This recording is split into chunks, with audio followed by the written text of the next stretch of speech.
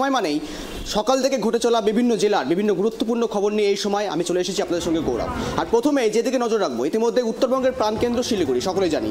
আর প্রাণকেন্দ্রে যখন একেবারে জলসংকট তৈরি হয়, সে সময় একেবারে মানুষের নাজেহাল পরিস্থিতি তৈরি হয়। সেই ছবি আজ কিন্তু সারাদিন উঠে এসেছে বিভিন্ন ক্যামেরার মাধ্যমে, এবং আমরা কিন্তু দেখিয়েছি সকাল থেকেই একেবারে শিলিগুড়িতে, যেখানে শিলিগুড়ি শহরের প্রাণকেন্দ্র, একেবারে প্রাণকেন্দ্রে বড় বড় যেখানে পুর নিগম কিন্তু একেবারে দাবি করছে যে তারা বলছেন, প্রশাসনের তরফ থেকে বলা হচ্ছে তারা কিন্তু এই ব্যবস্থা করবে এবং দাবি তারা জানিয়ে এসেছেন। কিন্তু সেক্ষেত্রে দাঁড়িয়ে অস্বাস্থ্যকর জলের পাউচ বিলি করা হচ্ছে, এমনটা কিন্তু বিরোধী তরফ থেকে কিন্তু অভিযোগ উঠে এসেছে। পাশাপাশি বিভিন্ন সময়ে গাফিলতির অভিযোগও উঠেছেন এবং উঠিয়েছেন বিরোধীরা। পাশাপাশি জানিয়ে রাখি, পরিস্থিত পানীয় জলের দাবিতে এবং পুর নিগমের পানীয় জল সরবরাহ গাফিলতির দাবিতে অভিযোগ তুলে বিক্ষোভে সামিল হলেন বিজেপি কর্মকর্তারা। এবং যেই ছবি দেখছেন একেবারে টাইপ টিভি বাংলার পর্দায়, অস্বাস্থ্যকর জলের পাউচ বিলি করার অভিযোগ তুলেছেন বিজেপি কর্মী সমর্থকেরা। আর একেবারেই পৌর নিগমের সামনে বসে বিক্ষোভে সামিল হয়েছিলেন তারা। একেবারে সকাল থেকে যে ছবি আমরা দেখিয়েছি, শিলিগুড়ি মিউনিসিপাল পৌর নিগমের বিরুদ্ধে একেবারে বারংবার অভিযোগ উঠে এসেছিল যে সেখানে জল হাহাকার, জল সংকট, কিন্তু কোনো রকমভাবে স্থানীয় ব্লক থেকে প্রশাসন শুরু করে কেউ কোনো রকমভাবে আশ্বাস পূরণ করতে পারছেন বা পরিস্থিতি একেবারে পূরণ করতে পারছে না। সেক্ষেত্রে দাঁড়িয়ে একেবারে নাজেহাল পরিস্থিতি শিলিগুড়ি শহরবাসীর। আর এই সমস্ত বিষয় নিয়ে আমরা আপডেট নেব আমাদের প্রতিনিধি ইতিমধ্যে একেবারে গ্রাউন্ড জিরো থেকে কিছুক্ষণের মধ্যে জুড়ে যাবে। কিন্তু তার আগে আমরা শোনাবো এই বিষয়ে শিলিগুড়ি পৌর নিগমের মেয়র কি জানিয়েছেন, শোনাবো আপনাদের, শুনুন। এটাই তো বললাম, মানুষকে বোকা বানিয়ে তাদের জান প্রাণী হামলা করে 20 দিনে বিষাক্ত জল খাওয়াই দিল। তারপর নির্লজ্জভাবে এরা বলছে আর জল খাওয়া যাবে না। তাহলে 20 দিন কেন আটকালেন না? মানুষের জান প্রাণের উপরে হামলা করে এইভাবে নির্লজ্জ পুরবোর্ড এখনও কিন্তু মিটিং করে যাচ্ছে। এদের ন্যূনতম লজ্জা নেই, এদের ইমিডিয়েটলি পদত্যাগ করা যায়। কিন্তু আজকে দেখুন, আমরা যখন ধর্ণা প্রদর্শন করতে আসলাম, প্রচুর পুলিশ আমাদের আটকিয়েছে, প্রচুর মহিলা কর্মীদের উপর আক্রান্ত করেছে এই পুলিশ। আর দুর্ভাগ্যের বিষয়, 20 দিন কিন্তু বিষাক্ত জল এরা খাওয়িয়ে দিয়েছে, তারপরে বলছে নাকি আর জল খাওয়া যাবে না। আমার বিষয়, এদের বিরুদ্ধে আইনি ব্যবস্থা হবে না কেন? আইপিসি 328 ধরার যোগ্য করে পুলিশ কেস করছে না কেন? এরা মাত্র বিরোধীদের উপর কেস করে, কিন্তু আজকে জঘন্য অপরাধ হয়েছে, মানুষকে বিষ খাওয়িয়েছে এরা। আমরা মানুষকে বাঁচাতে পারবো না, কিন্তু মারার অধিকার এদেরকে দিয়েছে। সমস্ত আমাদের শিলিগুড়ি পুর নিগমে ফেলবে, তারপর যদি অন্যান্য জিপিগুলো শিলিগুড়িতে এখানে ফেলে, আমাদের প্রায় 400 এমটি প্রত্যেক দিন ম্যানেজ করতে হচ্ছে। তারপর এই গ্রামের এগুলো যদি এখানে ফেলে, তার জন্য কোনো চিঠি দেয়নি, কোনো আলাপ আলোচনা করেনি। আমরা সেটা বলেছি, ভাই তোমাদের গ্রামীণ এলাকায় তোমরা সলিড ওয়েস্ট ম্যানেজমেন্ট করো, তোমাদের টেরিটোরিয়াল জুরিসডিকশানে, কর্পোরেশনের এরিয়ার মধ্যে তোমরা করো না। কেননা আমরা যে ম্যানেজমেন্টটা করছি, গভর্নমেন্ট দিচ্ছে, সেই ম্যানেজমেন্ট প্রজেক্ট ফেল করবে। তার জন্য আজকে তারা এই আমাদের ইস্টার্ন বাইপাসে এখানে আমাদের যে গার্বেজ ডাম্প করার যে গাড়ি, আজকে এই পরিস্থিতিতে যখন একটা ডিজাস্টার ম্যানেজমেন্ট কদিন আগে শিলিগুড়িতে 25টা জায়গাতে অসংখ্য গাছ ভেঙে পড়েছে, সেইটা নিয়ে আমাদের 24 ঘন্টার মধ্যে আমরা ক্লিয়ার করেছি। আমাদের ডেপুটি মেয়র সমেত সবাই রাস্তায় ছিল, এসিডিসিএল ছিল, সমস্ত ডিপার্টমেন্ট ছিল। এখন জলের এই সমস্যা, তার মধ্যে ওখানে এরা এই গাড়িগুলো ওখানে আটকে রাখছেন, বলছেন ওখান দিয়ে ওরা প্লাই করতে দেবে না।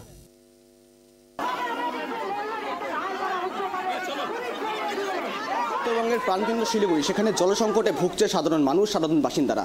সেক্ষেত্রে গৌতম দেব তিনি কিন্তু মেয়র হয়ে তিনি দাবি করছেন যে কিছুদিনের মধ্যে এই সমস্যার সমাধান করা হবে। কিন্তু আদতে কবে হবে সমস্যার সমাধান? আদতে এই সমস্ত বিষয় নিয়ে আমরা আপডেট নেব। আমাদের প্রতিনিধি ইতিমধ্যেই একেবারে সরাসরি জুড়ে রয়েছে শিলিগুড়ি থেকে ঋষি। সকাল থেকে যে ছবি দেখিয়েছি আমরা, একেবারে শিলিগুড়ি পৌর নিগম এলাকাতে একেবারে শিলিগুড়ির বাসিন্দারা জলকষ্টে নাজেহাল। তারা একেবারে যে দাবি জানাচ্ছেন, এই সমস্যার সমাধান তারা কবে হবে, এই বিষয়ে কি জানা যাচ্ছে বর্তমানে?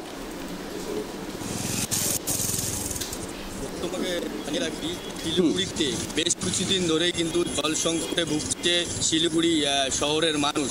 পাশাপাশি শহর লাগোয়া যেসব গ্রাম সেই অঞ্চলগুলি রয়েছে, সেখানেও কিন্তু জল সংকট দেখা দিয়েছে।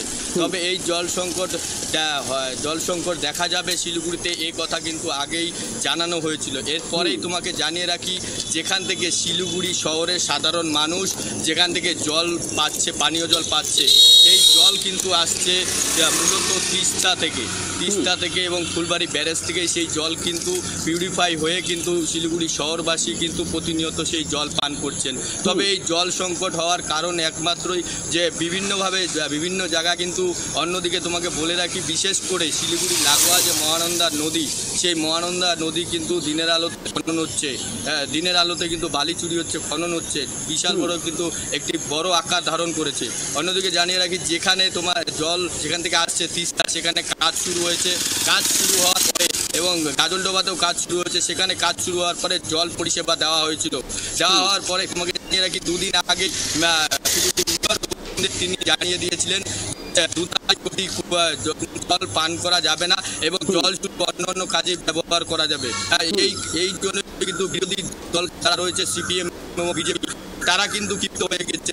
তারা জানাচ্ছে শহরবাসী নিয়ে খেলছে পৌরসভা। কারণ হচ্ছে জানিয়ে রাখি, পান করা যাবে না, বিষাক্ত জল রয়েছে, তাহলে সেই জল তাহলে এই 20 দিন মানুষকে পান করানো হলো। তাদের যদি অসুখ বা তাদের যদি কোনো ধরনের কিছু হয়ে যায় বা মৃত্যু হয়ে যায়, তার দায়ী কে নেবে? পৌর নিগম নেবে। এই নিয়েই কিন্তু আজ বিজেপি কিন্তু বিক্ষোভ দেখিয়েছে, কাল দেখিয়েছিল সিপিএম। তাদের সাথে কিন্তু তারা কিন্তু সেই বিক্ষোভ দেখানোর পরে আজ কিন্তু ধস্তাধস্তি বেঁধে গিয়েছিল শিলিগুড়ি পৌরসভায় পুলিশ কর্মীদের সাথে, যেখানে বিক্ষোভ দেখাতে গিয়েছিলেন অমিত জৈন, যিনি রয়েছেন বিরোধী কাউন্সিলর, তার নেতৃত্বে কিন্তু এই বিক্ষোভ দেখানো হয়। তবে তোমাকে জানিয়ে রাখি, অন্যদিকে আজ কিন্তু শঙ্কর ঘোষ, যিনি বিধায়ক রয়েছেন, তিনি কিন্তু একটি সাংবাদিক সম্মেলন করেছেন, করে বলেছেন দ্রুত যদি এই জল পরিষেবা যদি সাধারণ মানুষের উদ্যোগে না করা হয়, তবে কিন্তু একটি বৃহত্তর আন্দোলনে নামবেন। পাশাপাশি জনস্বার্থে মামলা করা হবে শিলিগুড়ি আদালতে পৌরসভার বিরুদ্ধে। অন্যদিকে শিলিগুড়ি মেয়র গৌতম দেব তার কিন্তু পদত্যাগের দাবি করেছেন বিজেপি এবং সিপিএমের পক্ষ থেকে। গৌরব, কিন্তু ঋষি, এই পরিস্থিতি তো প্রথমবার বলা যেতে পারে শিলিগুড়ি শহর জুড়ে, কেননা এরকম চিত্র আগে কখনো দেখা যায়নি, যেখানে ট্যাঙ্কে করে জল বিলি করা হচ্ছে সাধারণ মানুষকে। পাশাপাশি এক্ষেত্রে দাঁড়িয়ে পৌরসভা যেমনটা জানাচ্ছে যে 20 দিন আগে কিন্তু বলা হয়েছিল যে ইতিমধ্যে জল সংকট দেখা দিয়েছে, কিন্তু এক্ষেত্রে এই যে 20 দিন ধরে যারা সাধারণ মানুষ জল যারা পান করলেন, সেক্ষেত্রে দাঁড়িয়ে বিষাক্ত জল যারা পান করলেন, সেক্ষেত্রে দাঁড়িয়ে এই দায়ভারটা কে নেবে? অর্থাৎ যদি সাধারণ মানুষের কিছু হয়ে যায় বা কোনো রকম দুর্ঘটনার সৃষ্টি হয়, এই দায়ভার কে নিতে চাইছে, কি জানা যাচ্ছে? যে পৌর নিগম যে 20 দিন যে জল পরিষেবা সাধারণ মানুষ পেয়েছিল, সেই জল যে তারা পান করেছিল, অবশ্য সাধারণ মানুষ বা যারা বিরোধী দল বা নেতারা চাইছে না সাধারণ মানুষের কোনো অসুস্থ হয়ে পড়ুক বা কারো কিছু হয়ে যাক। তবে এটা যাতে না হয় সেটাই কাম্য করছেন সবাই। কিন্তু যদি হয়ে যায় সেই দায় কে নেবে, সেই দিকে সেটাই কিন্তু একটা প্রশ্ন পাচ্ছে। অন্যদিকে তোমাকে জানিয়ে রাখি, পৌরসভা যে জল পরিষেবা দিচ্ছে, তারা কিন্তু একটি চার্ট তৈরি করেছে যে একটু ওয়ার্ডে সকালের দিকে পানীয় জল দেওয়া হবে ট্যাঙ্কে করে, অন্যদিকে দুপুরের দিকে বেশ কয়েকটি ওয়ার্ডে 3 ভাগে কিন্তু পাট করে কিন্তু জল ট্যাঙ্কিতে করে কিন্তু বিভিন্ন ওয়ার্ডে কিন্তু পরিষেবা দেওয়া হবে। অন্যদিকে দেখা যায় যে শিলিগুড়ি পৌরসভার পক্ষ থেকে কিন্তু অন্যান্য জায়গায় যে পাউচের জল, সেই পাউচের জলের মধ্যেও বলে দূষিত রয়েছে বলে বিরোধীরা দাবি করছেন। সেই পাউচের জলের মেয়াদ কতদিন রয়েছে এবং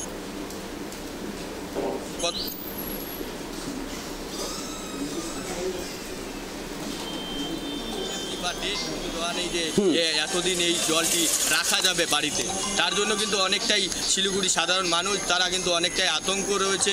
অন্যদিকে তোমাকে বলে রাখি যে শিলিগুড়ি সাধারণ মানুষ যারা জল নিতে যাচ্ছেন, পান করতে যাচ্ছেন, তাদের মধ্যেও কিন্তু একটি ক্ষোভ দানা বেঁধেছে। যদি তারা লাইনে দাঁড়িয়ে পানীয় জল না পায়, তাহলে সেখান থেকে দাঁড়িয়ে যদি অন্য ওয়ার্ডে কেউ জল নিতে যায়, তাহলে কিন্তু সমস্যা হতে পারে। তা নিয়েও কিন্তু চিন্তিত রয়েছে শিলিগুড়িবাসী। গৌরব, কেননা সাধারণ মানুষ তো প্রশ্ন তুলবে, যে ক্ষেত্রে দাঁড়িয়ে সাধারণ মানুষের পরিষেবা মানুষ পাচ্ছে না, কিন্তু তীব্র আকার নিয়েছে জল সংকট, সেক্ষেত্রে দাঁড়িয়ে বিরোধীরা তো বিক্ষোভ করছেন এবং সামিল হয়েছেন বিভিন্ন ক্ষেত্রে। সেক্ষেত্রে মেয়র দাবি জানাচ্ছেন যে দীর্ঘদিন আগে কিছু গাছ পড়েছিল রাস্তা, সেগুলো তৎপরতার সাথে উদ্ধার করা হচ্ছে, কিন্তু এক্ষেত্রে দাঁড়িয়ে একেবারে মানুষের জীবন বাঁচানোর লড়াই, সেক্ষেত্রে দাঁড়িয়ে এই জল সংকট কতটা রূপ ধারণ করেছে বর্তমানে, সাধারণ মানুষরা কি জানাচ্ছেন?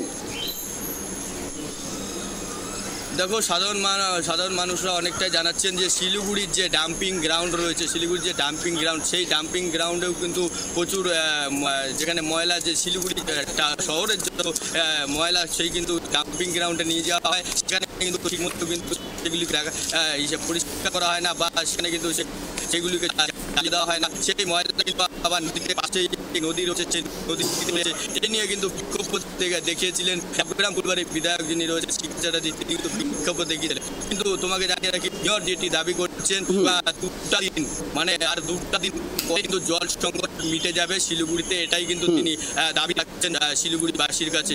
অন্যদিকে সাধারণ মানুষ চাইছে তারা জল কষ্টে না ভুগে তারা জল কি করে করবে, কারণ হচ্ছে তোমাকে জানিয়ে রাখি জীবন, সাধারণ মানুষ যদি জল না পায় তাহলে একেবারে ঋষি সঙ্গে থাকার জন্য ধন্যবাদ তোমাকে, সঙ্গে থাকার জন্য। জানিয়ে রাখি ইতিমধ্যে পুরসভা শিলিগুড়ি পুর নিগমের সামনে বিক্ষোভ করেছেন বিজেপি, যেমনটা জল সংকটের দাবিতে একেবারে দীর্ঘকালীন যে জল সংকট আর তার দাবিতে একেবারেই সমস্যার সমাধানের দাবিতে বিজেপিটা বিক্ষোভ করেছেন।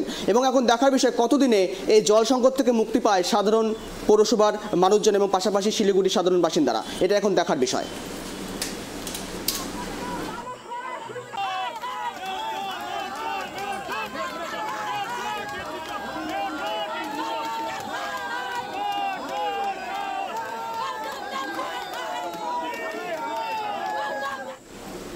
এবার আসবো মথুরাপুর লোকসভা কেন্দ্রে। আগামীকাল লোকসভার ভোট মথুরাপুর লোকসভা কেন্দ্রে। একযোগে 9টি কেন্দ্রে বাংলায় কিন্তু লোকসভা সপ্তম দফায় হতে চলেছে, তার মধ্যে অন্যতম মথুরাপুর লোকসভা। সেখানে প্রচারে গিয়ে বিক্ষোভের মুখে, গ্রামবাসীদের বিক্ষোভের মুখে একেবারে তৃণমূল প্রার্থী বাপি হালদার। যে খবর জানিয়ে রাখছি আপনাদেরকে, বাপি কিন্তু ইতিমধ্যে বলা যেতে পারে তৃণমূল কংগ্রেসের কর্মী এবং সেখানে অনেক বরিষ্ঠ কর্মী, পাশাপাশি তাকে কিন্তু এবার কিন্তু প্রার্থী করা হয়েছে তৃণমূলের পক্ষ থেকে। সে তৃণমূলের পক্ষ থেকে তৃণমূল প্রার্থী প্রচারে গিয়েছিলেন এমন তো অভিযোগ, যে ক্ষেত্রে দাঁড়িয়ে নির্বাচন কমিশনের আওতায় কিন্তু এখনো পর্যন্ত জানা যাচ্ছে যে আগামীকাল অর্থাৎ গতকাল পর্যন্ত কিন্তু বিকেল 5টা পর্যন্ত নির্বাচনের সময়কাল ছিল, তার পরবর্তীতে গিয়ে কিভাবে গ্রামে প্রচার করতে পারেন এই সমস্ত বিষয় নিয়ে কিন্তু গ্রামবাসীরা প্রশ্ন তুলেছিলেন, আর যাকে ঘিরে গো ব্যাক স্লোগানও দেওয়া হয়। আর এই সমস্ত বিষয় নিয়ে আমরা আপডেট নেব বর্তমানে। সরাসরি গ্রাউন্ড জিরো থেকে রয়েছে আমাদের প্রতিনিধি গোপাল। মথুরাপুর লোকসভা কেন্দ্রে তৃণমূল কংগ্রেস প্রার্থী তাকে ঘিরে কিন্তু ইতিমধ্যে এলাকাবাসীরা বিক্ষোভে সামিল হয়েছেন এবং গো ব্যাক স্লোগান দিয়েছেন, এই বিষয়ে কি জানা যাচ্ছে? হ্যাঁ দেখো, তোমাকে বলে রাখি নির্বাচন কমিশনারের নিয়ম অনুযায়ী গতকাল 5টার সময় নির্বাচনের প্রচার শেষ হয়েছে, কিন্তু নির্বাচন বিধির মধ্যে যেটুকু রয়েছে নির্বাচনে যারা প্রার্থী অর্থাৎ যারা লড়াই করছে তারা বিভিন্ন মানুষের কাছে যেতে পারবে, তবে যেতে গিয়ে তারা যে কিভাবে কি করবে সেটা নিয়ে কিন্তু প্রশ্ন থেকে যাচ্ছে। প্রকৃত ঘটনা তোমাকে যেটা বলা যায়, আজকের বাপি হালদার তিনি কৃষ্ণচন্দ্রপুর গ্রাম পঞ্চায়েত এলাকার মানুষ।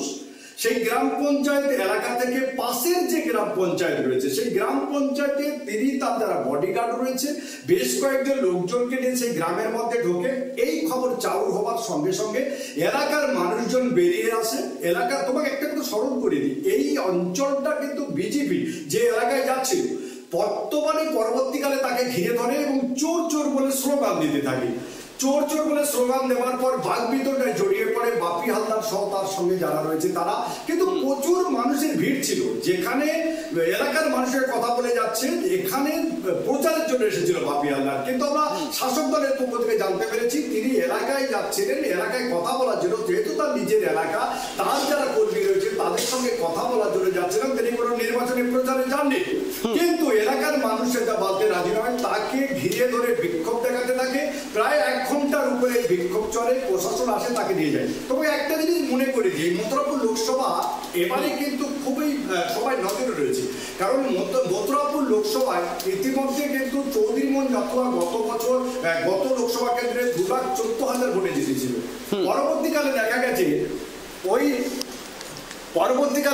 এবার যে নির্বাচনটা রয়েছে একদম এই যে নির্বাচনের প্রাককালে কিন্তু যে বাপি হালদারের যে কঠিন লড়াই মনে করা হচ্ছে, কারণ মোট ভোটার সংখ্যা 18,456 জন এইটা রয়েছে, বা বুথ সংখ্যা রয়েছে 1817। এই পরিস্থিতিতে পড়ে এবারে যে বাপি হালদার কত ভোটে জিতবে সেটা নিয়ে লড়াই। কিন্তু এই যে লড়াইয়ের ক্ষেত্রে ইতিমধ্যে বাপি হালদার বিভিন্ন জায়গায় যাচ্ছে, এটা নিয়ে কিন্তু রাজনৈতিক মহলে প্রশ্ন তোলা হয়েছে। তবে বাপি হালদার সরাসরি জানিয়ে দিয়েছেন তিনি কোনো প্রচারের জন্য যায়নি, এটা বিরোধীদের কাজ। গোপাল, এক্ষেত্রে দাঁড়িয়ে যদি প্রচারে না গিয়ে থাকে সেক্ষেত্রে অন্য পঞ্চায়েত যেখানে একটু বিজেপি শাসিত পঞ্চায়েত এলাকা সেখানে তার কী কাজ থাকতে পারে, কিন্তু তার কি কোনো রকমভাবে প্রচারের ক্ষেত্রে খামতি ছিল? এতদিন ধরে দীর্ঘ সময় পেলেন প্রচার করার জন্য, আর পরবর্তীতে আগামীকালও ভোট রয়েছে, তার আগে প্রচারে গিয়ে একটা তো বলা যেতে পারে ভোট ব্যাংকের একটা প্রভাব তো চলেছে। গোপাল, কি জানা যাচ্ছে? একদম তোমাকে বলে এটা নিয়ে কিন্তু বিরোধীরা বারবার প্রশ্ন তুলছে। বিরোধীদের প্রশ্ন একদম 11 আওয়ার ভোটের ক্ষেত্রে যেগুলো হয় গ্রাউন্ড ম্যানেজ করার মধ্যে অনেক কিছু থাকে, তুমি জানবে। বিভিন্ন লোকের কাছে যাওয়া, তাদের সঙ্গে কথা বলা, কথা বলে তাদের সঙ্গে ম্যানেজ করা, ভোট দিতে না যাওয়া, বিভিন্ন পরিকল্পনা যেগুলো থাকে বা দোকানে থাকো, এটার ক্ষেত্রে সেটা হয়েছিল কিনা এটা নিয়ে কিন্তু ইতিমধ্যে নির্বাচন কমিশনে ইতিমধ্যে অভিযোগ দায়ের করা হয়েছে। কিন্তু নির্বাচন কমিশন অভিযোগ দায়ের করলে নির্বাচন কমিশনার যে ইতিমধ্যে সেটা এই বিষয়ে নজর থাকবে। তার আগে একেবারে ভাঙড়ে গতকাল কিন্তু দেখা গিয়েছে উত্তপ্ত হয়ে গেছে ভাঙড়। আগামীকাল লোকসভা নির্বাচন, তার আগে ফের উত্তপ্ত ভাঙড়। এই বিষয়ে বিস্তারিত কি রয়েছে বর্তমানে? আগামীকাল লোকসভা নির্বাচন, ভাঙড়ে কিন্তু লোকসভা নির্বাচন রয়েছে, পাশাপাশি তার আগে উত্তপ্ত এলাকায় এই ক্ষেত্রে বিস্তারিত কি রয়েছে? দেখো তোমাকে বলি, আমরা কিন্তু বারবার বলেছিলাম ভাঙড় কিন্তু ভাঙড়ের জায়গায় আছে। শুধু নির্বাচনের সময় নয়, বিগত বছরগুলিতে সারা বছর ধরে গুলির লড়াই, বোমার লড়াই, মারামারি, গন্ডগোল এটা থাকে, একে অপরের উপর অভিযোগ বারবার কিন্তু এটা উঠে আসছে। কিন্তু একটা জিনিস তোমাকে যেটা বলে রাখি, ভাঙড় এমন একটি জায়গা যে জায়গায় মুখ্যমন্ত্রী মমতা বন্দ্যোপাধ্যায় চেষ্টা করেছিলেন ভাঙড়টাকে নিজেদের কন্ট্রোলে আনার জন্য। নিজেদের বলবো না যে পুরো যাতে ভালোভাবে চলে, ভালোভাবে থাকে, এলাকার মানুষজন কোনো গন্ডগোল না থাকে। কিন্তু ভাঙড়ে কলকাতা পুলিশের আন্ডারে আসার পরে কিন্তু বর্তমানে দেখা যাচ্ছে একই জায়গায় একই রকম রয়ে গেছে। গতকাল তুমি জানবে গত 5 দিন ধরে গুলির লড়াই, বোমার লড়াই বিভিন্ন জায়গায় চলছে। এবারেও সে তার কিন্তু ব্যতিক্রম হয়নি। গতকাল গুলির লড়াই চলেছে, বোমার লড়াই চলেছে, তৃণমূলে আহত হয়েছে, আইএসএফ তাদের দিকে আগুন তুলেছে। সব থেকে আশ্চর্যের বিষয় যেটা তোমাকে বলি, আজকের কিন্তু আবার বোমা পাওয়া গেছে। সেই ভাঙড় এলাকায় ইতিমধ্যে যে বম পাওয়া গেছে সেটা নিয়ে কিন্তু ইতিমধ্যে রাজনৈতিক চাপারত শুরু হয়েছে। এলাকায় প্রচুর পরিমাণের রয়েছে সিআরপিএফ জওয়ানরা বা কেন্দ্র বাহিনীর জওয়ানরা রয়েছে, যারা কিন্তু ইতিমধ্যে এলাকা ঘিরে রয়েছে। বম স্কোয়াডের লোকজন আসার পরে বমটাকে ডিসপোজ করা হবে, কিন্তু এখনো পর্যন্ত কেমন ডিসপোজ করা হয়নি। আগামীকালে পঞ্চায়েত নির্বাচন রয়েছে, বমটি জলের মধ্যে রাখা হয়েছে ভিজিয়ে। সেই বম আগামীকাল কিভাবে ডিসপোজ করা হবে বা পরশুদিন হবে সে বিষয়ে এখন কিছু জানা যায়নি। তবে ভাঙড়ে যে উত্তেজনা রয়েছে সেটা কিন্তু নিশ্চিত। একেবারে গোপাল, ভাঙড়ে অর্থাৎ আগামীকাল লোকসভা নির্বাচন, তার আগে ভাঙড় বিধানসভা থেকে সেখান থেকেও কিন্তু আগামীকাল একেবারে বলা যেতে পারে উত্তেজনা সৃষ্টি হতে পারে। নজর থাকবে আমাদের, সমস্ত কিছু নজর রাখবো আমরা। আর ফের আজও কিন্তু বোমাবাজি নিয়ে কিন্তু একেবারে তুলকালাম পরিস্থিতি হয়েছে ভাঙড় এলাকা জুড়ে। বলা যেতে পারে আইএসএফ এবং তৃণমূলের গোষ্ঠীদ্বন্দ্বে বলা যেতে পারে তাদের মধ্যে সংঘর্ষের জেরে কিন্তু ইতিমধ্যেই 7 জন আহত হয়েছে, না যাকে ঘিরে একেবারে নতুন পারদ শুরু হয়েছে কিন্তু রাজনৈতিক মহলে। পাশাপাশি আগামীকাল লোকসভা নির্বাচন, সেদিকে আমাদের নজর থাকবে। আগামীকাল নতুন করে কোন উত্তেজনা সৃষ্টি হয় দক্ষিণ 24 পরগনা জেলা থেকে, সেখান থেকে ভাঙড় থেকে, সেদিকে নজর থাকবে টাইপ টিভি বাংলার পর্দায়। ধন্যবাদ।